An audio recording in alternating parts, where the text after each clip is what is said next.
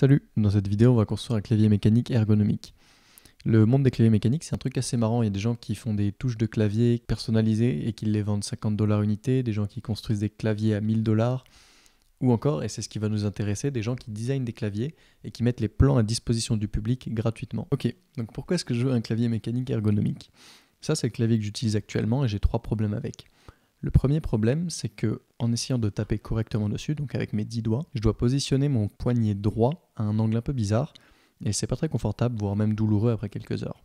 Le deuxième problème que j'ai, c'est que les touches sont disposées de manière diagonale. C'est dû au fait que les machines à écrire, avant, avaient besoin de faire passer des pièces mécaniques entre les touches, et donc il fallait décaler les touches pour laisser de la place. C'est plus une contrainte maintenant, donc on peut disposer les touches de manière verticale, parce que si vous regardez mes doigts attentivement, il se déplace plus de manière verticale que de manière diagonale. Le dernier problème, c'est que quand je mets mes mains au milieu comme ça, j'ai tendance à me recroqueviller sur le clavier, alors que je préférerais plutôt ouvrir mes épaules, ce serait plus confortable en fait. Pour résoudre ce problème-là, j'ai construit un premier clavier, mais il a quelques problèmes. Le premier problème, vous pouvez peut-être le voir, c'est qu'il n'y a pas écrit le nom des touches sur les touches, donc c'est assez difficile d'apprendre la disposition. Et ensuite, il y a très peu de touches, donc il faut apprendre, en plus d'apprendre la disposition par cœur, il faut aussi apprendre des raccourcis un peu bizarres, et c'est pas très facile à apprendre. L'autre problème, c'est qu'il fonctionne à piles, et les piles se déchargent assez vite, donc c'est pas très pratique. C'est pour ça que j'ai décidé de construire le clavier Lily 58.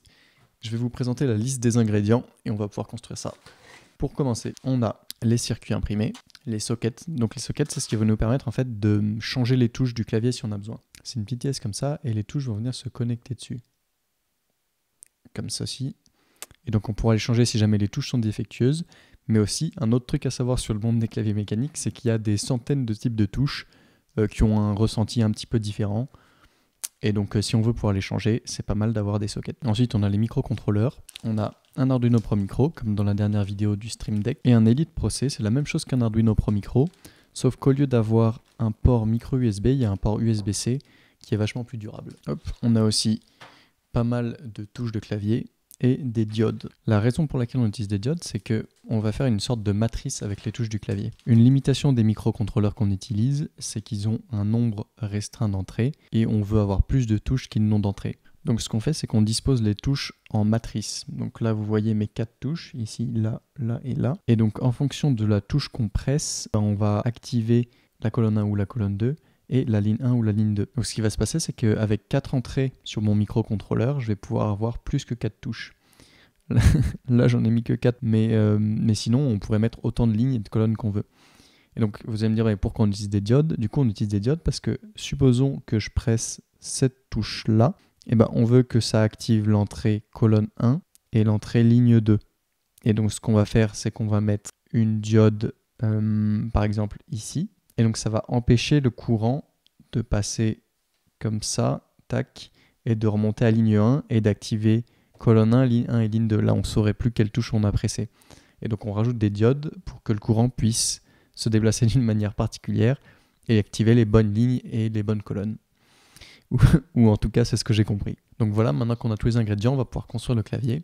J'ai choisi ce clavier-là parce que, comme je le disais, il est en 2 parties. Il a les touches alignées verticalement et contrairement à celui-ci, il est filaire et il a un peu plus de touches. Et en plus de ça, je récupérerai les touches de ce clavier-là pour pouvoir voir sur quelle touche j'appuie.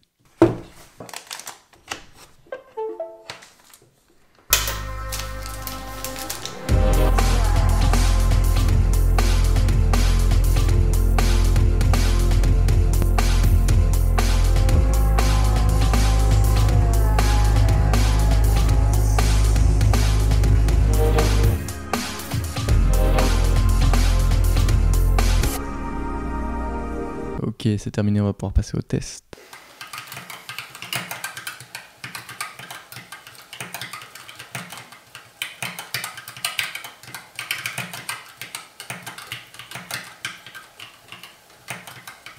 Voilà ce que ça donne. Comme vous pouvez le voir, je connais pas encore très bien la disposition des touches, mais en tout cas c'est tout ce dont je pouvais rêver. C'est tout ce dont je pouvais rêver. Je ne fais qu'un avec la machine, c'est top. C'est la fin de cette vidéo. Encore une fois, ça ne s'est pas déroulé sans accroc. La première fois que j'ai testé le clavier, certaines des touches ne fonctionnaient pas et pour que les frappes soient enregistrées, il fallait taper très lentement dessus. Si certaines des touches ne fonctionnaient pas, c'est parce que certaines des soudures étaient mal faites, donc j'ai dû les refaire. Et également en assemblant le circuit imprimé avec la boîte, certaines des broches des touches se sont pliées et ne sont pas rentrées dans les sockets. Donc j'ai dû enlever ces touches-là et les remplacer par des touches neuves. Et également la raison pour laquelle il fallait taper très lentement sur le clavier, c'est qu'il y a une version de ce clavier avec des écrans. Et moi je voulais pas d'écran sur mon clavier, donc j'ai pas mis les écrans, mais j'ai mis la version du logiciel avec les écrans.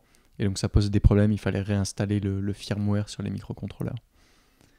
Donc voilà, j'espère que ça vous aura plu. Je vous mets les liens dans la description si vous voulez construire ce même clavier et si vous voulez acheter des pièces en Europe. Et voilà, merci d'avoir regardé. N'hésitez pas à vous abonner.